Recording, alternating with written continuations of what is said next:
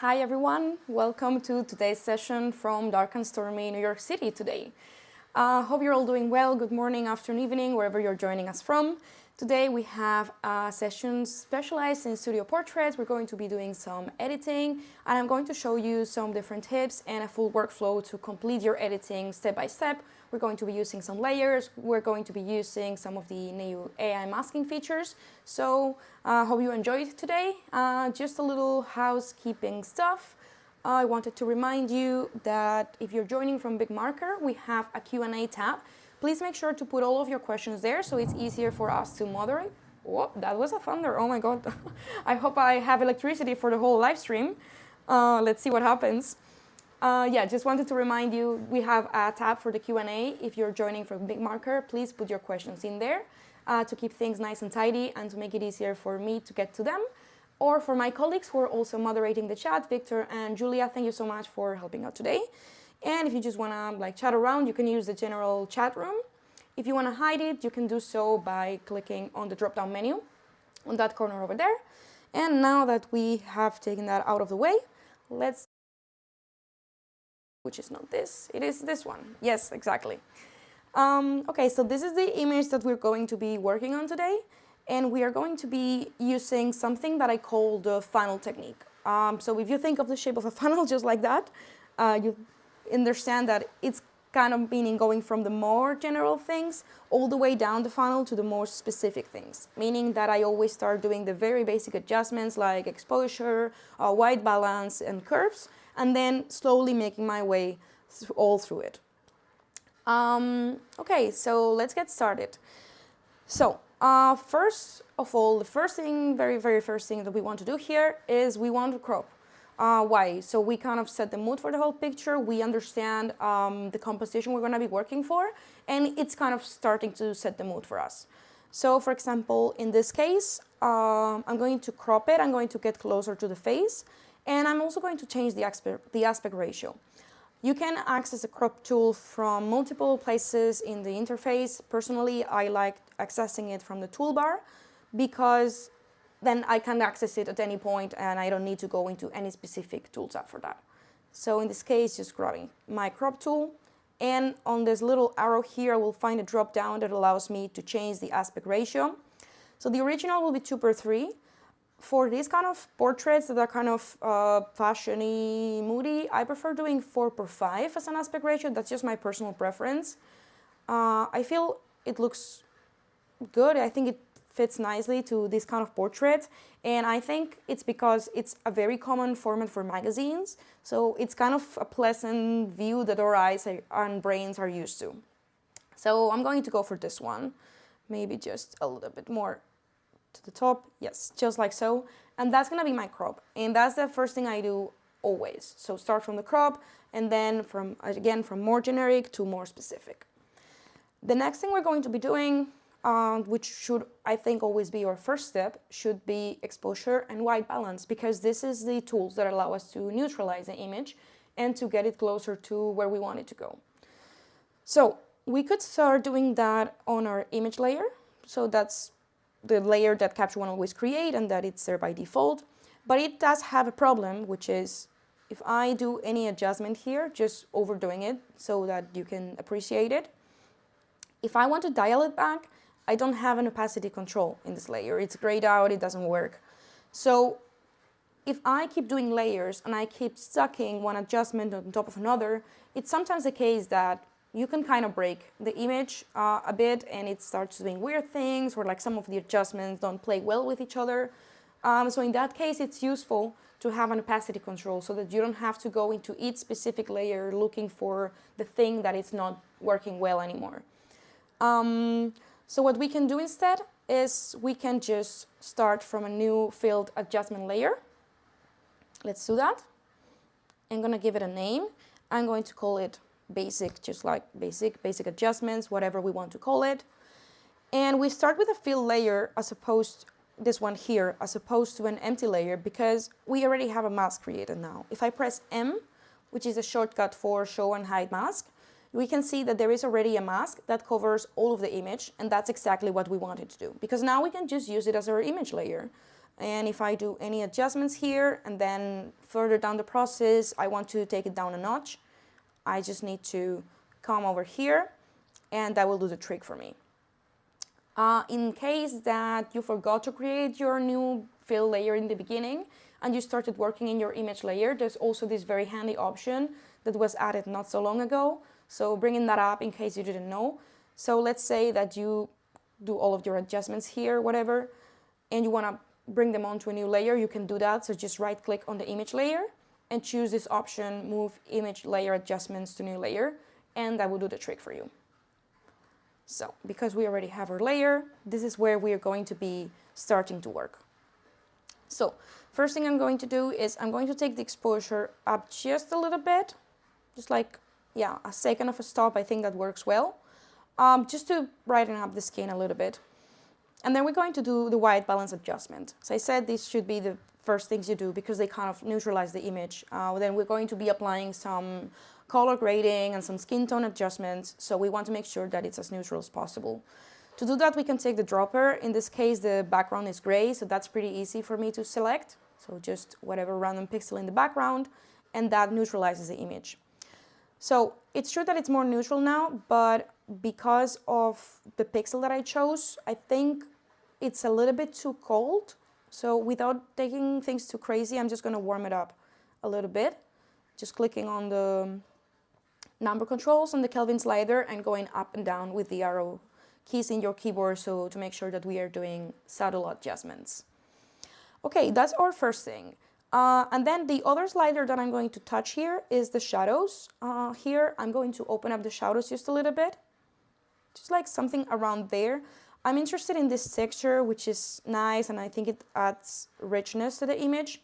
We don't want to take things too crazy here. Say we go this far, it's starting to look a little bit overwhelming, like a little bit of texture adds richness. Too much texture can be super overwhelming and it can distract the attention from the important thing here, which is the portrait.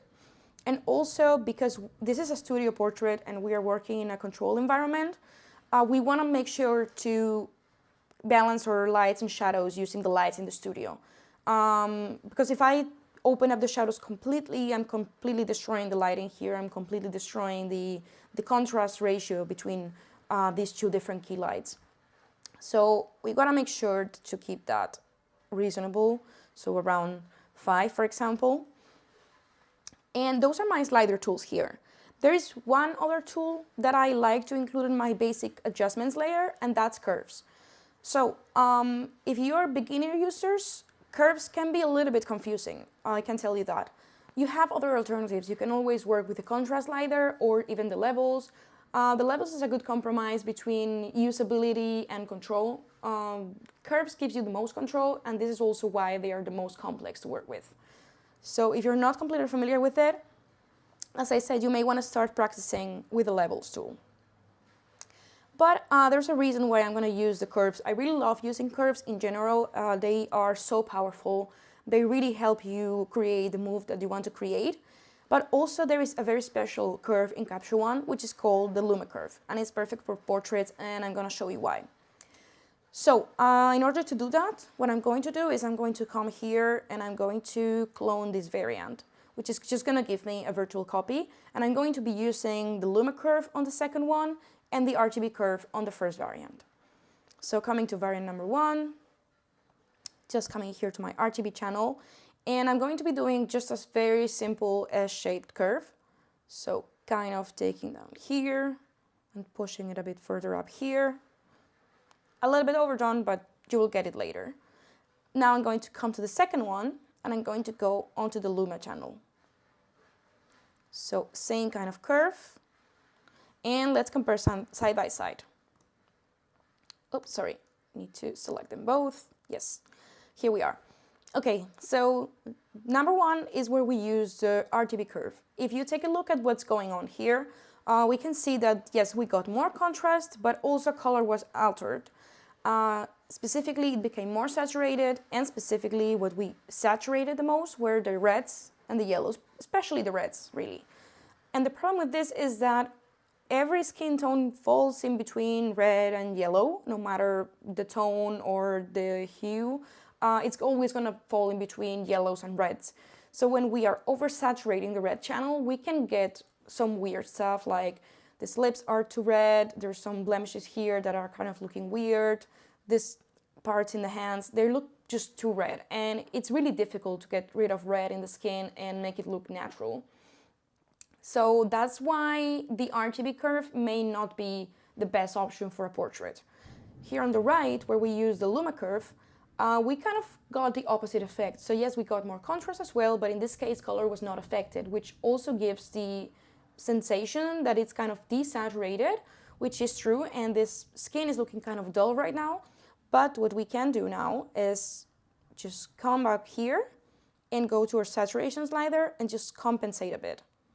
Like we compensate a bit of the saturation, we saturate it a little bit, and if we do side by side again, we see that this one is now looking so much better because we are resaturating the skin, but in a controlled manner in which all the channels get saturated equally. So we are not having any of these crazy reds. So the Luma curve, super useful tool to work with portraits in Capture One, and it's also a very unique Capture One thing. So I really like working with this one here. Just going to give it a little bit more saturation, and I'm going to leave it there. Maybe just, it's a little bit too aggressive. So taking it down a notch here. Okay, yeah, that works. Great. So I think we are ready to move on to our next layer, which is going to be a color grading layer. So remember this funnel we talked about in the beginning? The second part for me would be color because, first of all, it forces me to think where I want to take this photo. When you start thinking color grading and color cast and split tones and things like that, it really kind of inspires me to continue working with the image. Like it starts looking better, it starts looking a little bit more cooked, and it helps me focus more. And also the other reason why I like to do it before all the other adjustments, it's because we're going to applying some casts both in shadows and highlights to make it more interesting, and that can interfere with the skin tone adjustments. So we want to make sure to do the color balance first, and then on top of that, the skin tone adjustments. So if the skin's looking a little bit too crazy from the color grading adjustments, we can correct it there. So again, we're going to be doing another new filled adjustment layer, and it's important to keep the basic and contrast and exposure adjustments separate from the color grading, because again, if down the process you want to balance them out, you can do so very easily with the opacity slider. So the tool that I like to use for color grading is this one here, the color balance, just floating it around, making it a little bit bigger so that you can appreciate it better. Now we have 3 color wheels. We have one for the shadows, one for the midtones, and one for the highlights. Typically, I like to play around with the shadows and highlights. I like this tool, it's super intuitive. And if you have no idea where you want to go with this, I think it's a really good tool to give you some ideas. So if I'm completely clueless how I want to color grade my image, the thing I'm going to do is I'm just going to grab this point in the middle, take it all the way to the extreme, which is going to give us a super heavy cast. But we're just going to use it to grab this other handle and go around the wheel and decide what makes sense for us. So kind of giving like an overview of the tones that we could be working with. Also, extra little tip, for the shadows, we typically tend to work with the cooler side of the wheel. I think it also kind of makes sense to our brains that, you know, somehow we perceive the shadows as being colder as opposed to the highlights, which we probably perceive as warmer, at least in our brains. Probably it's not scientifically so, but yeah, I like the green, blue parts here. Cyan could also be interesting. Now we go to the other side. It's also kind of interesting, but as you can see, the mood of this picture changes completely. Like we would do this if we wanted to create some kind of vintage look, like an old photograph, something like that. I'm going for something a little bit more modern. So I'm going to be working with the cold side here. So I'm going to go, I don't know if I want to do the blue or the cyan. Yeah, probably this works. I like this one here. Obviously, this is not the adjustment that I'm going for. I'm going to take it all the way down and just start going up, if like ever so slightly, until we find a point where we're comfortable. Okay, that's nice for me. What happens now is that we have a very blue dominant image, which we're going to compensate using the highlight wheel. So we're going to go all the way across the wheel towards the warm side, towards the yellows and oranges. And I'm just going to do the same and take it up a little bit. Now, if we go too far, the skin is going to start looking a little bit crazy, but we need to balance it out. And then, of course, we are also going to be working with a skin tone to correct that kind of dominant that we created. What I'm looking at now, it's like the whole of the image, like kind of the whole composition. So yeah, I think I'm happy around there. There's also one other adjustment here that is interesting sometimes. Each one of the wheels also have their own luminosity control. I never use the midtone or highlights, but the shadow one has a kind of interesting effect. It kind of washes out the black, so kind of like lifting the whole black point so that there is no actual black. So that can give a really washed out look. So if we're going for more contrast, you wouldn't want to be doing that. But I do like this sort of, this sort of washed out filmy look. So I'm gonna keep it there. And if I feel at any point that I need to go back to my curve and apply a little bit more contrast here, I can also do that. So yeah, I think I'm happy with that balance. So let's see a quick before and after. So let's use the split view slider. So before and after, and I didn't even get to the local adjustment yet, but it's already looking so much better. I can see, oh, we have, wow, my colleagues are doing a great job. They answered all the questions so far. I was gonna check if there were some unanswered questions, but I can see they've all been tackled, so I'm just gonna go on. Cool, so going further down the funnel, what do we have now? We're going to be working now with the skin tone. We could also start from a fill layer, that would probably work, but yeah, let's try that and let's see if that works. So new fill adjustment layer, I'm gonna call it skin, and now I'm going to be working purely with the color editor. So again, I'm just going to float this tool around, going to my skin tone module, and so when you open up this tool, the skin tone tool is like empty. It doesn't represent anything, which can be kind of confusing if you are opening this tool for the first time. So what we want to do is we want to take the dropper and we want to pick a skin sample. I'll be talking about this in a second, about which sample to pick. So this makes something appear in this color wheel, which is a color representation of the color we just picked. So specifically this little dot here is the pixel that I picked specifically, and everything around it that it's highlighted in color is my selected color range, which we could also see if we activate this option.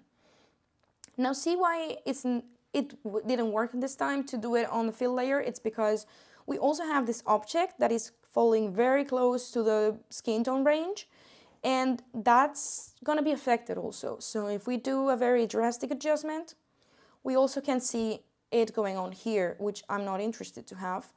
So what I'm going to be doing is I'm going to, instead of using a fill layer, I'm going to use a subject mask. So here on the layers and masks panel, you just have the subject button, so just press on it, and Capture One will create the new mask for you. Let's see, we press M again. That's pretty much almost perfect. I can see that there is a part here which we can easily get rid of with the AI eraser.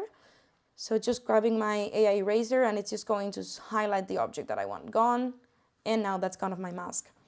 So now that we have this mask, and we can come back here to our color editor, and let's pick the same sample again over here.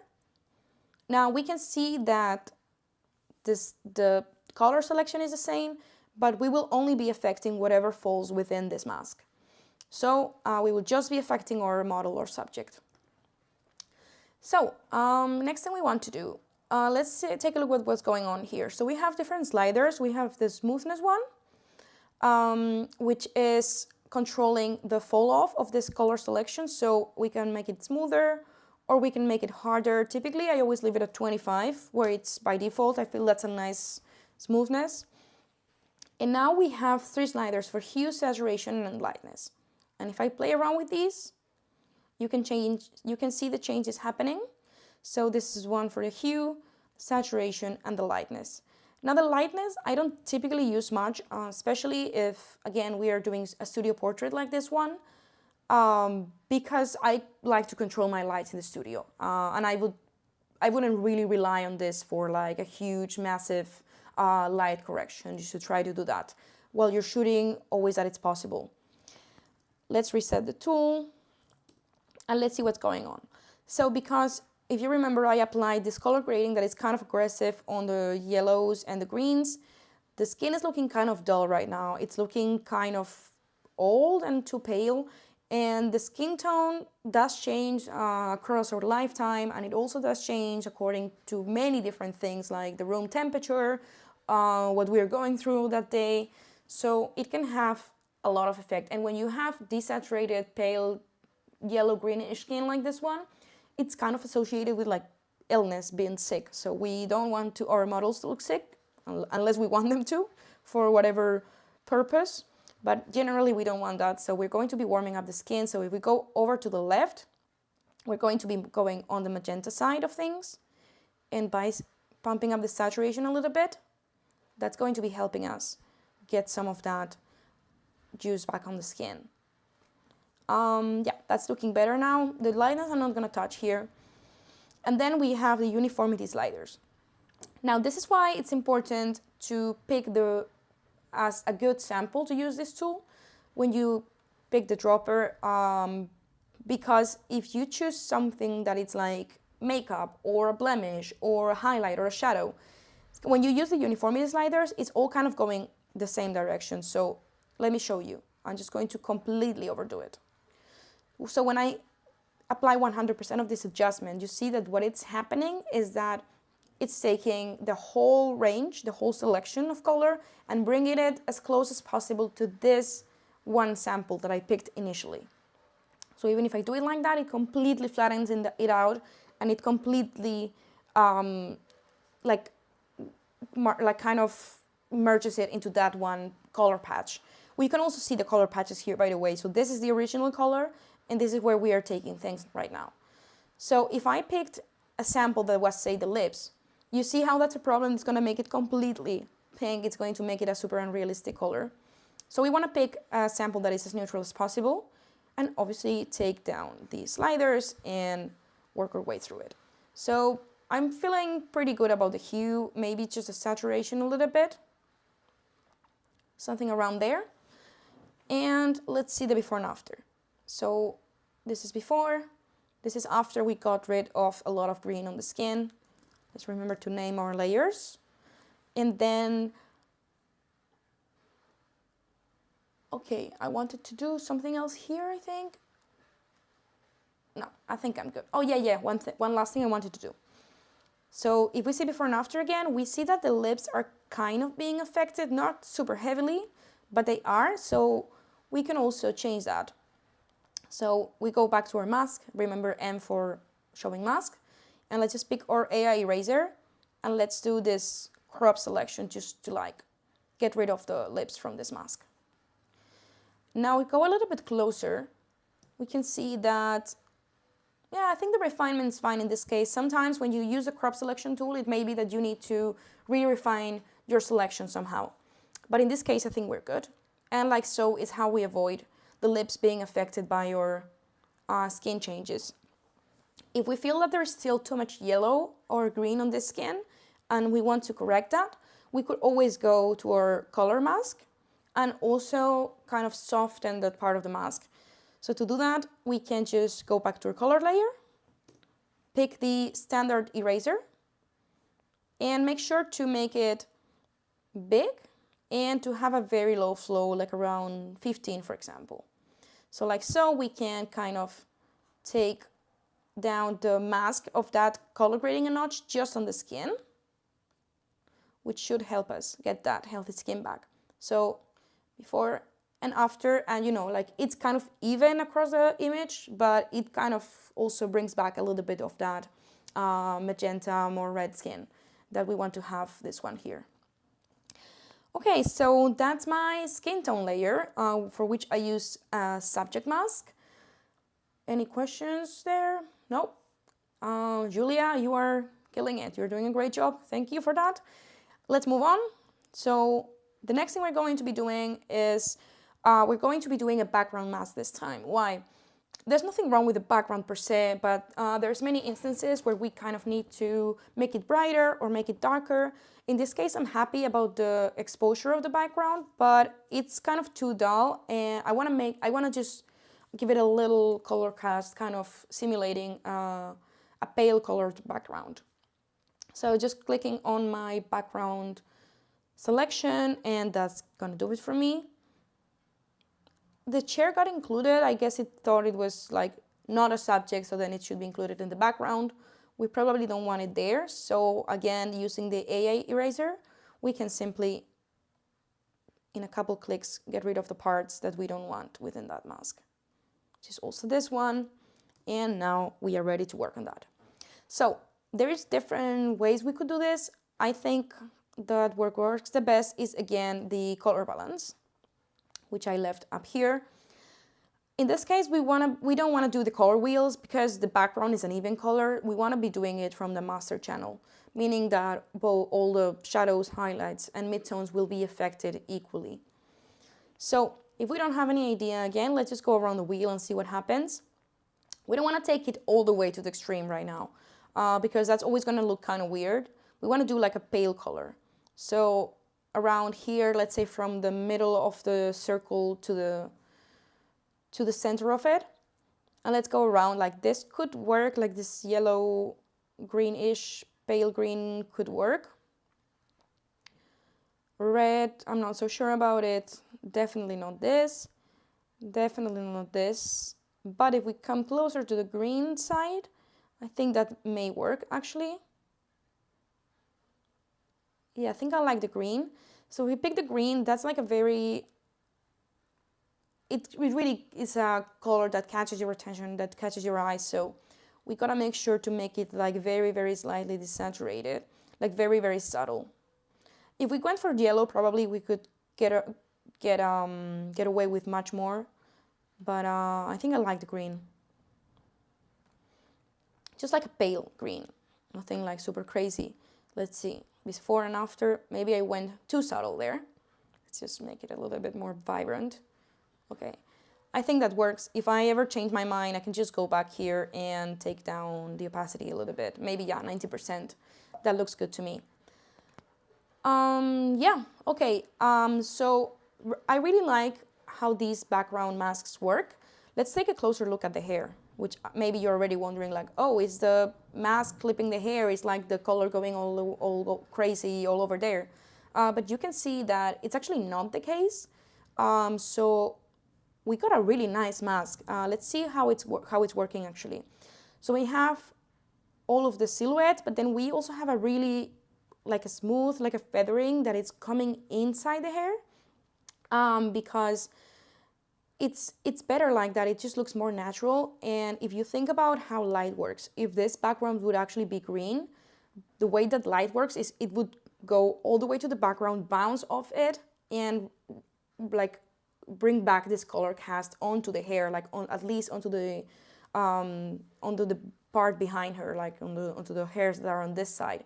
So that's exactly what it's doing. And if we take a look at the mask in grayscale, this is exactly how the mask looks like. And it's super smooth. It's super nice for this kind of background adjustments. I'm really enjoying using it for this sort of thing. And so, you know, when you don't have a lot of budget and like you just have a great background and you can have all the colors that you like, it's kind of nice to be able to be creative and work around with it later on.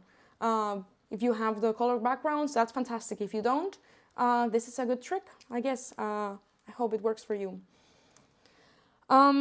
Okay, so we are good with the background. Before moving on to the local adjustments, I'm just going to be doing something that I always do for all my portraits, which is add some film grain. Kind of like, it's good for texture. It also kind of gets rid of when there is, when there is like too much detail. I really don't like that look on my portrait, so I always tend to kind of like muddy it a little bit. So let's see what grains we have. This one is nice. This one I like a lot, actually. Cubic is also nice. These ones are a little bit too harsh for me. I'm going to go for the soft one and just a little bit like rougher. Yeah, I like how that looks. I'm not sure if you can really appreciate it online, but I just maybe a little bit too much. Yes, okay. I'm happy about that. Okay, so now that we have worked on all our generics, where we are looking at all kinds of big parts of the image, we're going to be looking down to the specifics. To work with masks for portrait editing, I really enjoy using the style brushes. So they are over here. They are divided, like the ones that already come built in, they are divided into 3 categories. We have for color, general enhancements, and light and contrast. And I'm going to be using these 2 categories today. Also, it's very nice to work with these when you have a Wacom tablet. So I'm using this pen, which is super nice. It just feels like you are drawing, and it feels so intuitive to use this tool. I really, really like it. So the first thing I'm going to be using is this brush called Iris and Hands. Works super nicely. And this tool is so intuitive to use. Just pick the brush. Maybe you want to get a little bit closer to that. And just do like a couple brush strokes on the eyes. Also a little bit on this one. I'm not going to go as heavy in this one because it's on the darker part of the face. If I overdo it, it's going to be super visible and it's going to look kind of weird. But yeah. And the reason, like what we are doing here actually, is we are creating this super smooth mask. All of the style brushes come in by default with a very low flow, meaning that you have to brush multiple times for the mask to take effect. So this is before, this is after, and now I'm suspecting if I go all the way back, yes, I totally overdid that. So we need to take this down a little bit. So let's take it around 60% opacity maybe. Let's see before and after now. So before and after. I think that works. It's just like a nice sparkle on the eye, and I'm going to leave it there. The next thing that I like to do with the style brushes is the dodging and burning. There's different ways to do this. What I typically like to do is just, I like to do I like to do 2 different things actually. So one thing I like to do is to use the dodging and burning brushes to kind of highlight the highlights and the shadows that are naturally occurring on the skin and naturally occurring in the lighting that we decided to set up. And then with the dodging brush, I do one more thing, which is kind of falling into the retouch realm. So we have these bags under the eyes and some spots. You could try cloning this away or like kind of softening them or doing some frequency separation or something like that. There is different techniques to do that. Personally, I like using the dodging brush because it's not completely removing that part of the face texture. It's just kind of softening it, just like by brightening up this part of the eyes just a little bit. It's kind of, she's going to look more refreshed. She's going to look like more natural, and also we're going to be respecting her face structure. So these like shadows and things that happen in the face, they're not there randomly. They are a reflection of our face structure. So if we go too far in cloning those away, we risk transforming someone into someone they're not. So instead of doing that, I like to just soften them up with a little bit of like a light stroke. So we're going to go into the dodge, and I'm going to show you what I mean. To do this, I like even a lower flow, so I typically use it at 2. So, just like so, it's going to be super subtle at first, but we are kind of lighting it up. Need to go a little bit closer. So we are just lighting it up a little bit, this part under the eyes. You can see that it's already starting to have an effect. We also need to be careful as to not create like bright spots that were not there before, which I may be doing right now, because it's like a precision job. kind of hard to do it while you're talking, but I hope you're appreciating it. Then on this side, we're going to do the same, just on this part here, just on the parts that are darker than the rest. Try to avoid the highlights, otherwise you can get the contrary effect. So, like so, I may have taken it too far. Let's go back and see. So this is before, this is after. Whoop, this is after. So you see what I mean? It's kind of just making it more flattering without completely changing the face. Still, I went kind of too far from my taste, so I'm just gonna take it down a notch. So something like that, I think it works. I wouldn't take it, maybe just like a little bit more, but like I wouldn't take it much further than that. So kind of there. So we worked on the eyes now, and then some other things we may want to work on. So for example, in this case, this little spot here, I could also clone it away, but it's kind of like a spot that is also belonging in her face. So maybe I want to soften it up a little bit without completely removing it. So I think this tool is super useful for that.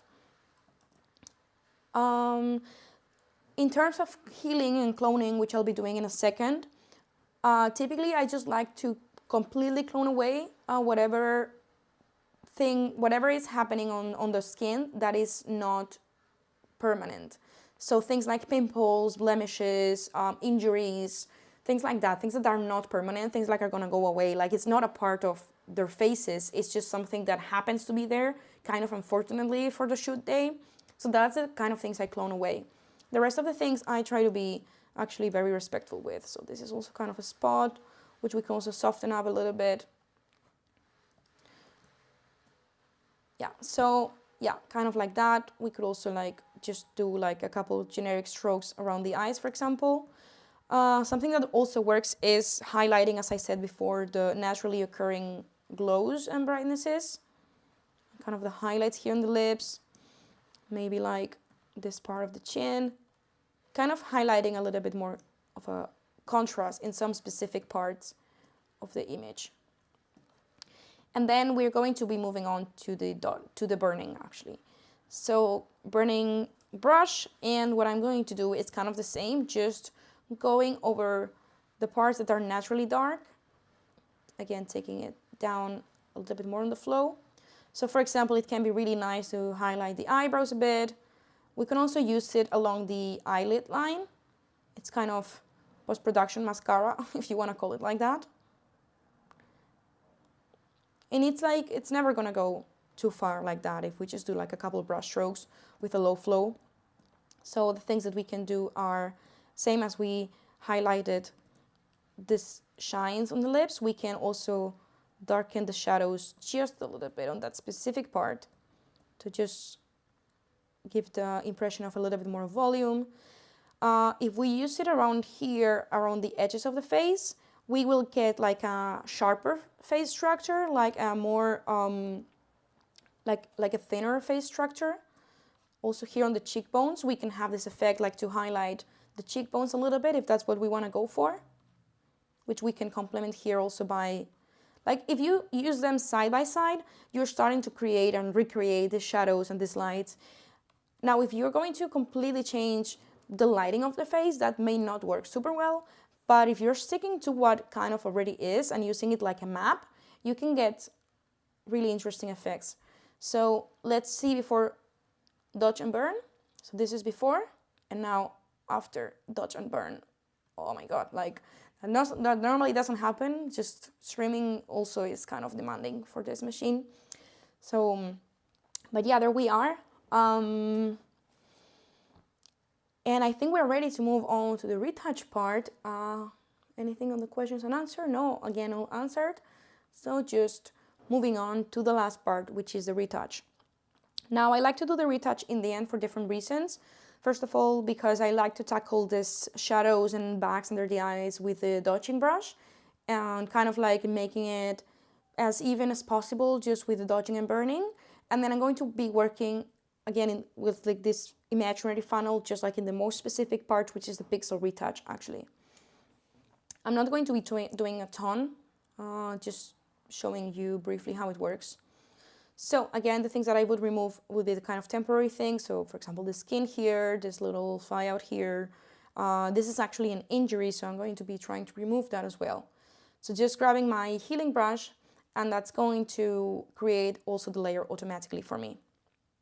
So if we choose this brush and we don't choose a source point, Capture One will pick it up for us automatically. In this case, it did the trick. Let's see about here. Yeah, that did it too. That's nice. Let's move on. What else should we get rid of here? Like, this is just like things that belong in her face, you know, like I wouldn't really get rid of much more things. Let's see what happens here. Yeah. Also, Capture One is picking the source point well. Until now, it has picked it well. If you want to see where it's sourcing it from, if you right click, you will get the pop-up menu for the brush settings, and you can choose to display the arrows if you want to. So you can kind of see where the things are coming from. In this case, it did not do a good job. So we may want to change it around like so and pick a source point that matches better. Or we can also pick our own source point by pressing and holding the Option key, and that's going to just do it for us. I didn't pick also the best, but yeah, that kind of did the trick. And then if we want to get rid of again of the arrows, which can be useful sometimes but also kind of annoying some of the times, we can just choose to not display the arrows anymore. Yeah, and like basically we would be doing this on and on until we are satisfied with the result. This is like a really fine job that requires kind of more time, which we won't have today. But yeah, this is where we are now. Let's see the before and after. So let's go full screen. Oh, I can get rid of these tools now. So before and after. So remember, we did the basic adjustments, the color grading, the skin tone, and then the local adjustments and the background change. So I'm happy with how this is looking like right now. We can also see global before and after. And we are ready to take some questions now if you have any more. Just a second here. Okay, question from Bill. If this was a single image being edited and you had 50 more to edit, how much time would you spend on it? So it really depends on the deadline, on what this is for. Like, is this a project for a client and I have a deadline? Is this a project for me and I don't have a specific deadline and I can just work on it kind of endlessly? What I would always try to do is try to take advantage of the most generic adjustments that I did and create a style and apply them to all the images at once. Like, say this is all the same session with the same model and I have these 50 images to deliver. What I would take from here, the job that I already did, is the image layer, like, well, the basic adjustments layer, the color layer, and then also the background mask can be put into a style. And if you say the background mask into a style, when you apply it to the rest of your photos, they will work as well. Let me show you that actually. So you go over here to styles, we're going to save a custom style, and here on the layers part, we can choose which layers to save. And it's also going to hint us what we should and we should not save. So the burning and dodging and the iris enhance, whatever is like brushing, that you cannot save. The color mask, okay, so why is this here actually? Because if you remember, we got rid of like a part of it to kind of like have a better look on the face. So we may want to refill that. And now it's going to be again compatible with the styles. So save the style. Now the color is compatible, so we're going to be saving the background mask, not the skin tone though. We're going to save the background mask, the color, and the basic. We don't want to save the composition, probably. And the grain, of course, we can save. So we save it. I'm going to call it with the name of the model. And if I go to this other image, which has already been adjusted, so I'm going to reset it. And if we come here to custom styles, I can see that I have many styles saved with the same name, which we should probably avoid doing. And now if I come here, is this it? I think so. Yes. So that's how it did it. So it is actually green on the background. It's just very subtle. So in this case, you don't see the difference that much, but it's actually did it, and you have the background mask adapted especially to your image, which is pretty amazing. And you have your color grading, and you have your basic curve, and like the whole feel of the image, so that these two can be recognized as part of the same thing. So that would be what I do to applying for the whole batch. And then really when you know where you're going and you just have to like do the masking, you can get pretty quick at it. So I hope that answers your question. I was not very specific, but it really depends on the project. But the bottom line is try to reuse your adjustments in your batches of images as much as possible. Okay, one question about EIP files from Bartosz. Is EIP my preferred file format? And what are the advantages over the RAW file? So the EIP is not really a RAW format. What it is it's kind of a package that Capture One creates. Think about it as a zip package, actually. So when you like zip things together, you want to send them all together, so it's the same thing. It's called Enhanced Image Package. And what Capture One does, it saves this package with the RAW file, your color profiles, your adjustments, your masks, your metadata, everything. So I really like packing all my images as EIPs because I work in different computers and I pour them on hard drives and I upload them to the cloud, and then if I want to download them from any other device or work in another computer or whatever else, I know that my adjustments are going to be recognized and I can just start working wherever I left off. But if I want to bring it back to whatever RAW format this was, I can always unpack it, and it's going to always be Canon RAW file in this case. Also think if you pack things as EIP, you cannot read this file with any other software. This is a Capture One thing, so you will not be able to do that. Okay, are you using an EIP file specifically or any RAW file? Yeah, it's just what I said, like the RAW file is kind of inside this package. So the answer is both. So a question from Ligia, if you would like to change the color of the sweater, can you do that? Yes, you can. When you have darker colors, it's kind of more challenging. It's going to be harder to do, but let's try that. What we could do is let's just create a new layer and use the AI brush and try to just highlight the sweater. Okay, that did actually a very nice job. Just this part here needs adjusting, and this part here. And yeah, we got a little bit too far there, so we can also go closer and just, it's going to be more selective as to the part of that it's going to let us highlight, or we can just do the crop selection. Yeah, like so, and then we have our mask. Okay, now let's do that. We could do it probably from the color editor, which I got rid of before. Let's bring this back. We want to be working on the advanced module for this kind of stuff. Let's pick a sample. You see, it's kind of super black, so it's going to be challenging. Let's see. There is some change, as you can see. Yeah, you could totally do it like that.